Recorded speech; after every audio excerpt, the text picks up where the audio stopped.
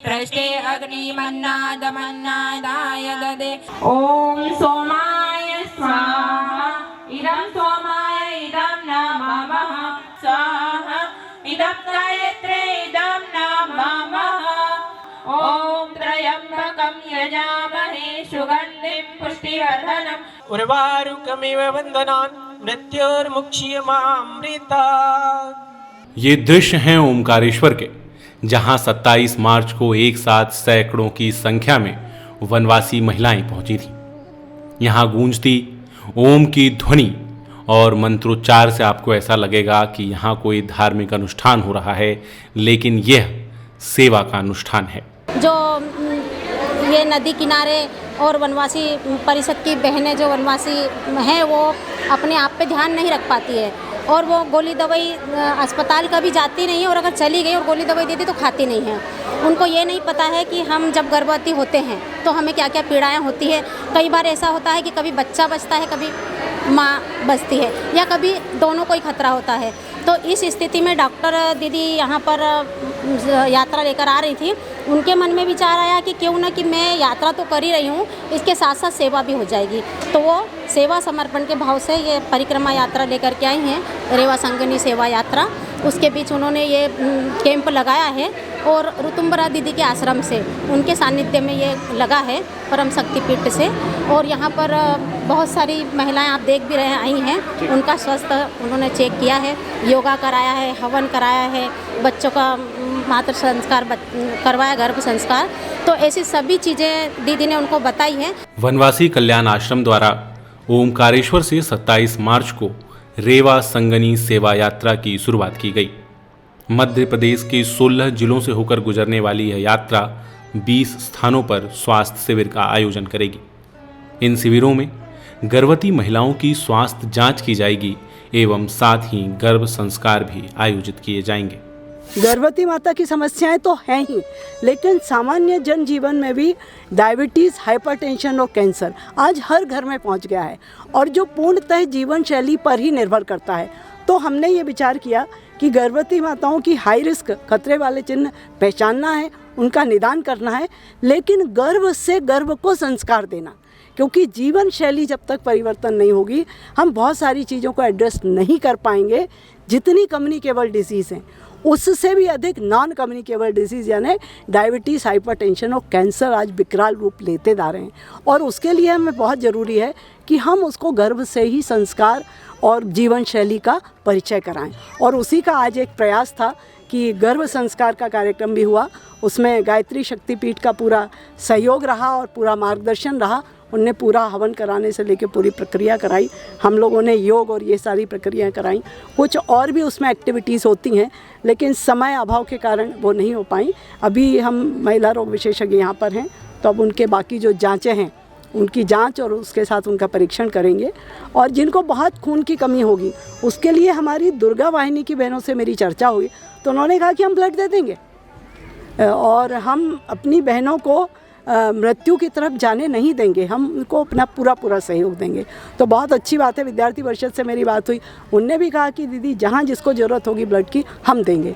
वनवासी कल्याण आश्रम का कहना है कि सृजन इस सृष्टि की सतत चलने वाली प्रक्रिया है, और एक महिला जब किसी बच्चे को जन्म देती है उस समय वो केवल बच्चे को ही जन्म नहीं देती, बल्कि उस महिला का भी पुनर्जन्म होता है। प्रसव की वेदना तो महिला ही समझ सकती है जिसने बच्चे को जन्म दिया है, लेकिन दुर्भाग्य से आज भी देश के कई सारे हिस्सों में स्वास्थ्य सुविधाएं पूरी तरह से नहीं पहुंच पाई हैं। वनवासी कल्याण आश्रम ने ये जिम्मेदारी अपने हाथों में ली है कि वो वनवासी समाज तक, वनवासी महिलाओं तक स्वास्थ्य सुविधाओं को सुचारू रूप से पहुंचाएंगे। इस काम में उन्हें प्रशासन का भी पूरा सहयोग मिल रहा है। वनवासी कल्याण परिषद द्वारा ये जो आयोजन किया गया है, 16 ज़िलों में रेवा संगनी सेवा यात्रा प्रारंभ की गई है, जिसमें कि वनवासी जो महिलाएं हैं, ट्राइबल क्षेत्र की जो महिलाएं हैं, उनको विशेषकर ध्यान रखते हुए उनका स्वास्थ्य परीक्षण किया जा रहा है। और शासकीय योजनाएं तो हमारी रहती हैं, लेकिन कई बार ये चीज़ें छूट जाती हैं, तो एडिशनल हमको ये सहयोग अगर प्राप्त होता है तो ये अच्छा है, मतलब अच्छा इसलिए कि जो चीज़ें छूट जाती हैं मेन स्ट्रीम से वो चीज़ों को हम भरपाई कर पाएंगे। इस तरह से इस तरह के आयोजनों की और भी आवश्यकता है, और अगर सामाजिक संगठन इस तरह से आगे आते हैं तो जो योजनाएं हैं उनका क्रियान्वयन अच्छी तरह से धरातल पर हो सकेगा। 27 मार्च को खंडवा से शुरू हुई यात्रा खरगोन, बड़वानी, अमरकंटक, अनूपपुर, डिंडौरी, जबलपुर, रायसेन, सीहोर, देवास, खरगोन, धार, अलीराजपुर, मंडला, नरसिंहपुर, नर्मदापुरम, हरदा होते हुए खंडवा से वापस समाप्त हो जाएगी। वनवासी कल्याण परिषद के माध्यम से जो कार्य हो रहा है, जो बहनें अभी भी इतनी व्यवस्थाओं के बाद भी अवांछित रह रही हैं, उनके लिए बहुत अच्छा प्रयास है, क्योंकि वनवासी क्षेत्र में अभी भी महिलाएं बहुत ही, कहना चाहिए कि हम भारतीय बहुत विकासवाद राष्ट्र में हैं, लेकिन अभी भी आप रोड से अंदर जाओ तो महिलाओं की अभी भी वही हालत है, जिनकी अनीमिया की कमी है, खून की कमी है। कारण क्या है? इसके पीछे बहुत बड़ा वो है, परिवार जब साथ नहीं देता है या पति उसका साथ नहीं देता है, तो पति शराब पी रहा है, जो अनाज मिलता है सरकार की तरफ से उसमें भी हम देखते हैं कि बाज़ारों में बेचा जाता है और शराब पी जाती है। तो अकेली स्त्री परिवार को किस तरह से पाले, किस तरह से बच्चे उनके पास काफ़ी होते हैं। तो ये बहुत अच्छा प्रयास है, जिनको अभी तक जो सुविधाएं नहीं मिल पाई हैं, और वहाँ पर जाकर ये टीम उनको ये सुविधा युक्त दवाइयाँ देते हैं और उनको जागृत करते हैं, तो समझ लो बहुत अच्छा कार्य है। और इस तरह से कार्य जब चलते रहेंगे तो देश में फिर किसी भी तरह से कोई भी महिला दुखी नहीं रहेगी, हैं। और जो आप बता रही थी डॉक्टर शशि जी कि बच्चे, या तो मृत्यु बच्चे की होती है या माँ की हो जाती है, तो इन दोनों में यदि स्वास्थ्य का परीक्षण इस तरह से गांव-गांव जाकर सब लोग करेंगे, जो टीम चल रही है, तो हम समझते हैं कि बहुत अच्छा प्रयास है और इस तरह से कार्य होते रहने चाहिए। इस यात्रा के दौरान गर्भवती महिलाएं, विशेषकर वनवासी समाज की महिलाओं के लिए स्वास्थ्य शिविर आयोजित किए जाएंगे, जहां उनकी स्वास्थ्य जांच की जाएगी और किसी तरह की कोई बीमारी या कमजोरी समझ आने पर उनकी सतत मॉनिटरिंग की भी व्यवस्था की जाएगी। इन महिलाओं का गर्भ संस्कार अच्छे से हो, यह जिन बच्चों को जन्म देने वाली हैं वो स्वस्थ हों, इसकी चिंता वनवासी कल्याण आश्रम करेगी। मौके पर पहुंची आयुक्त की टीम ने कैंप में आई कुछ महिलाओं से भी बात की। सभी महिलाएं इस कैंप से हर्षित दिख रही हैं। वो बता रही हैं कि इस तरह का कैंप उनके क्षेत्र में पहली बार लगा है। बहुत संख्या में महिलाएं आई हैं और सब अपनी अपनी समस्याएं बता रही, जो तकलीफ है, किसी को ब्लड की है, किसी को महामारी की कुछ परेशानी, जैसे आधा बच्चा ऐसा।